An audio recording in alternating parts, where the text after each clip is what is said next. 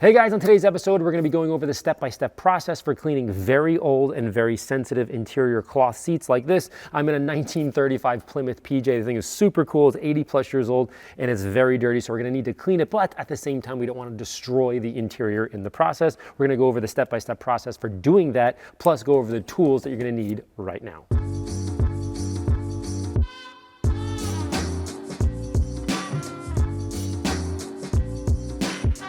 So on normal or everyday vehicles, you can use a more aggressive technique like stiff bristle brushes, two-tier brush. We have scrub pads, these are really great.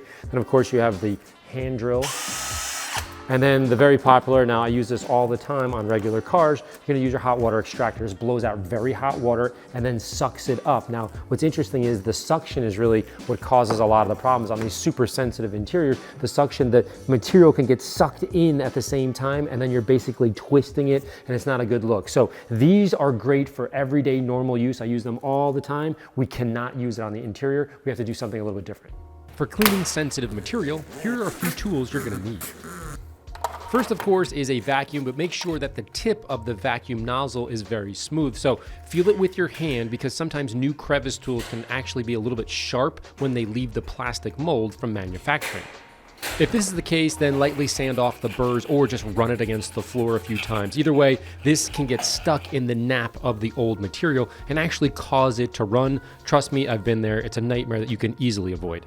Then you're gonna need some microfiber towels, then terry towels. Those are gonna be used for absorption later on. Ammo shag, or if you don't have ammo shag, you can use a mixture of 1/4 cup of vinegar, dish soap, and some warm water as a home remedy in a spray bottle. You're also gonna need some access to warm or hot water, and for the advanced user, a steam vac or a mini warm water vac if the material can handle that aggression. We'll talk about that in a little bit. Step one is to assess the materials with your hand, and if it's disintegrating or there's major holes or heavier stains, mold, and so on, you need to know that now.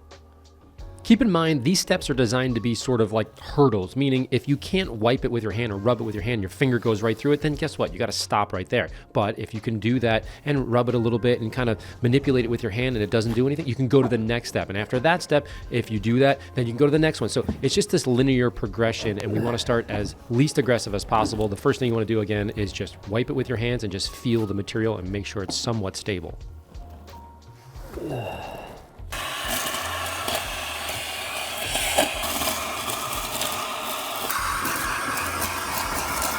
Next, vacuum the material, but don't do it blindly. Make sure you're checking as you're going. Be sure to use a bristle attachment if you feel uncomfortable, or just stick with the crevice tool if the material can handle that extra suction. I personally prefer to use the crevice tool 99% of the time, but this is where I might use soft bristles if I absolutely had to. Third, I lay a light mist of shag fabric cleaner over the entire surface. Now for super sensitive fabrics, I mist it almost like dew on the grass in the morning, that kind of thing. The material just barely gets coated at first. The number one focus when working on super sensitive material is do not over soak it. That can immediately cause damage underneath. So shag is really for generalized stains, but if you have a specific stain such as mouse poop, vomit, urine, all the fun stuff, you're gonna use an organic cleaner on those specific areas such as Digest. Now, Digest is an enzyme cleaner that actually uses bacteria to chew up or quote unquote digest that stain. On the other hand, if you have, let's say, a stain that's ink or coffee or soda or body oils, you're gonna use Siphon, which is a low pH cleaner. The point I'm trying to make is you're gonna have to use a specific cleaner for a specific type of stain. If you don't have that type of cleaner, using generalized cleaners like shag is gonna get you pretty close. But if you have an oil stain and you use shag on it, it's not gonna be as effective as, let's say, a low pH or a degreaser type cleaner. So keep that in mind. Okay, now that the material is lightly misted, meaning it's not over-soaked, with the appropriate cleaner, you're gonna apply a damp, warm towel over one section at a time to gently increase the cleaning speed of that product. Let's call it shag or degreaser or whatever it is that you're using. I want to be crystal clear here. The towel is damp. It is not wet. Again, our goal is to not over soak the material. If it is in fact strong enough, you can actually use a tamping brush at the same time when the towel is on top of it. If you're unsure, you can just skip this step. But basically, a tamping, or what they call spotting brushes, are great for finer fabrics that require a less aggressive technique or applications for that chemical solution. So what that means is when you spray the chemical on there, by you tamping it, tap, tap, tap, tap, tap, tap, tap, tap, you're basically forcing that material down into the fibers, and then eventually you're going to use that terry towel in the next step to soak that up. That's the super soft way of doing it. It does take a little bit of time, but it's very gentle.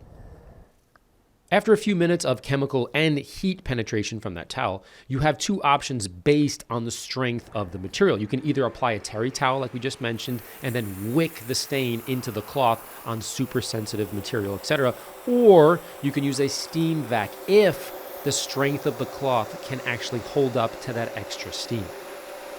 In this particular case, I'm going to use the steam machine because it's not going to leave heavy water behind and oversaturate the fibers and weaken their elasticity. As I mentioned earlier, there are mini wet vacs as well, but this is going to put a little bit more water down than, let's say, the steam machine, which in this case, I don't think is suitable for this particular detailing method. Again, it's going to change from car to car, but for everyday cars, a hot water extractor is a great solution. In this case, not so much. You would never know.